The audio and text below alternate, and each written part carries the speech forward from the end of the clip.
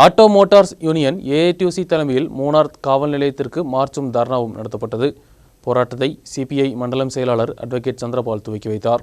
மூணாரில் போக்குவரத்து காவலர்களின் தவறான நடவடிக்கைகளை கண்டித்து ஆட்டோ மோட்டார்ஸ் யூனியன் ஏஐடியூசி தலைமையில் மூணார் காவல் நிலையத்திற்கு முற்றுகை போராட்டமும் தர்ணாவும் நடத்தப்பட்டது. மூணாரில் போக்குவரத்து காவலர்கள் ஓட்டுநர்களை துன்புறுத்தி வருவதாகவும் காரணமில்லாமல் அபராதம் விதிப்பதால் ஓட்டுநர்கள் பாதிக்கப்படுவதாகவும் கூறி போராட்டம் நடத்தப்பட்டது. போக்குவரத்து காவலர்கள் ஒருதலைபட்சமாக செயல்பட்டு வருவதாகவும் போராட்டத்தில் கூறப்பட்டது. மூணார் டவுனிலிருந்து ஊர்வலமாக வந்த தொண்டர்களை காவல் நிலையம் முன்பு காவலர்கள் தடை செய்தனர். தொடர்ந்து நடைபெற்ற தர்ணா போராட்டத்தை சிபிஐ மண்டலம் செயலாளர் അഡ്വക്കേറ്റ് ചന്ദ്രപാൽ തുവക്കി വയ്ത്താർ. എന്നാൽ വീണ്ടും ഓരോ ദിവസം കടന്നു വരുന്തോറും ഈ പറഞ്ഞ ഷാജിയും ജോയും ചേർന്നുകൊണ്ട് ഇവിടുത്തെ ഓട്ടോ ഡ്രൈവർമാരെ പീഡിപ്പിച്ചുകൊണ്ടിരിക്കുകയാണ്.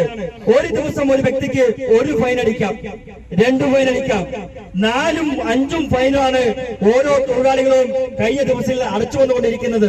ഏകദേശ പ്രവർത്തകർ ഇവിടുത്തെ പോലീസൊന്നും അടിച്ചില്ലെങ്കിൽ താഴേക്ക് ഇടാന്നുള്ള ചിന്താഗതി വരുന്നില്ല.